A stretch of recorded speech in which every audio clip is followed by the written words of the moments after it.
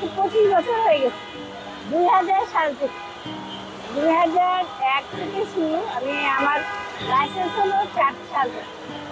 Licence 4 সাল থেকে আমি আগোড়াতে সাপ্লায়ার ছিলাম, এখনো আছি আগোড়ায় সাপ্লাই করি। আর এমনি মেলা টেলা করি, অনলাইনে বিজনেস চলছে। শীতের দিনের স্পেশাল পিঠাই হলো তেল পিঠা আর পাটিসাপটা, ওই চাপটি, হাঁসের মাংস, এগুলোই হলো শীতের দিনের স্পেশাল পিঠা আর কি। আচ্ছা, তো আমরা শীতের দিনের জন্য এখানে একটা মেলা ছিল, এই জন্য ওই তেলের পিঠাটা বানানো হচ্ছে।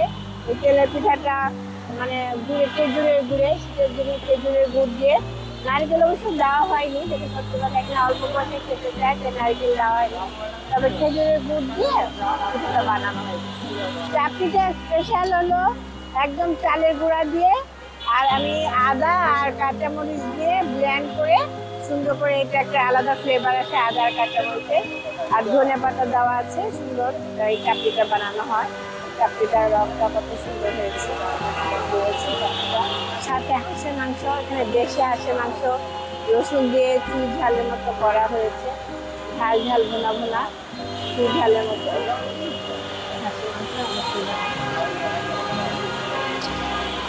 অনেক সুন্দর, গ্রেভিটা অনেক সুন্দর, অনেক টেস্টি। আমাদের মোরগ পোলাও খুব জনপ্রিয়, সাথে কাচ্চি বিরিয়ানিও আছে। কাচ্চি বিরিয়ানি সাথে আমাদের সেট মেনু আছে, কাচ্চি বিরিয়ানি, ফিন্নি, কাবাব, জর্দা। আমাদের কাবাবও খুব পছন্দ করে সবাই, ফিন্নি, জর্দা সেট মেনুটাই, ওগুলাই বেশি চলে। হয়তো কাচ্চি নাহলে মোরগ পোলাও, এই দু ধরনের ইয়াতেই সেট মেনুটাই চলে খুব বেশি। দুটা তেহারিও আছে অল্প, তেহারি যাচ্ছে দেখলাম যে কাচ্চি নাহলে মোরগ পোলাও, এই দুটোই বেশি। যা চাইনিজ প্লেটারটা যায়, এগুলো আছে, চাইনিজ প্লেটার আছে একটা, ওটাও চলে।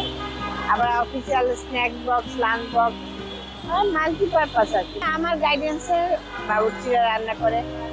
আমাকে নিজে, আমার তো পর্যটনের কোর্স করাও আছে, আমি আবার আমার বাবুর্চি তৈরি করে নিয়েছি। আমার মাধ্যমে একবার আমার একজন নকশি পিঠা দিত, তখন আগ্রহতে খুব নকশি পিঠা চলতো। ওই যে নকশি পিঠাটা আমাকে বানায় দিত, সে পরে একসময় বিজনেস স্টপ করে দিয়েছে। ওরা দেশে বাড়িতে জায়গা জমি কিনে ওখানে ঘর করে ওখানে চলে গেছে। আবার আরেকটা কর্মচারী ছিল, সে বাবুর্চি হয়ে সৌদি আরবে বাবুর্চির চাকরি নিয়েছে, আমার এখানে কাজ করে, এখনো আছে সৌদি আরবে। আরেকটা ছেলেও আছে, তাকে আমি ড্রাইভিং শেখাইছিলাম, কাজ করাইতাম। সে ওই পিঠারই কাজ করতো, পরে আমি তাকে ড্রাইভিং শেখাইছিলাম আমার নিজস্ব কাজের জন্য।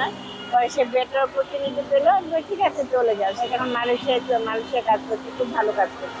আপাতত আমার পার্মানেন্ট আছে 6 জনের মতো, 6 জন পার্মানেন্ট। আবার যখন লাগে বেশি হয়, ফ্লোটিং হয়, তখন আমি আবার কল দিই। আমার সোর্সিং এ আছে, ওরা আবার আসে যায় কাজ করে। পার্মানেন্ট আমার 6 জন আছে। আমি তো পুরো, যেহেতু অনলাইনে, এখানে আমি অনলাইনে করতে চাচ্ছি, মানে পুরো অনলাইনে আমি ফেমাস হতে চাই, এটা আমার ইচ্ছা আর কি। যে এক নামে নুসরাত ক্যাটারিং সবাই দেখবে, সার্চ করবে, দেখবে, এটাই আমার ইচ্ছা। 5 বছর কেন, আমি তো এত দেরিও করতে চাচ্ছি না, আরেকটু আগেই হইতে যাচ্ছে, আমি চেষ্টা করছি, খোঁজ নিচ্ছি। অনেকেই কাজ করতে চায়, খুবই কাজ করতে চায়, যে বলে আমি ভালো আলুর চপ বানাতে পারি, আমি ভালো পুডিং বানাতে পারি। কিন্তু ভালো আলুর চপ তো অবশ্যই বানায় ঘরে ঘরে মা বোনেরা, ভাবিরা। ভালো পুডিং তো অনেক মজাদারই হয় বাবুর্চিদের চেয়ে অবশ্যই, কিন্তু ঘটনা হলো এইটাকে প্রফেশনালি আনাটা কিন্তু অনেক কঠিন।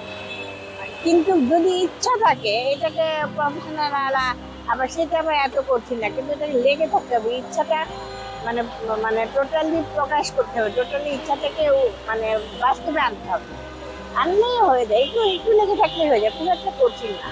আমাদের অনলাইনে পেজ আছে, পেজ দেখে সবাই নিজেকে, আমার মানে 2টা পেজ, যে নুসরাত ক্যাটারিংটা সুইসের উপরে, হালুয়া, পিঠা, পাটিসাপটা, এগুলো সুইস আইটেমের উপরে চলে, আর জলের কিচেনটা মেনলি মানে ক্যাটারিং সার্ভিসটা চলে বেশি, ওখানে মোরগ পোলাও, কাচ্চি বিরিয়ানি, এই ধরনের খাবারটা বেশি যায়।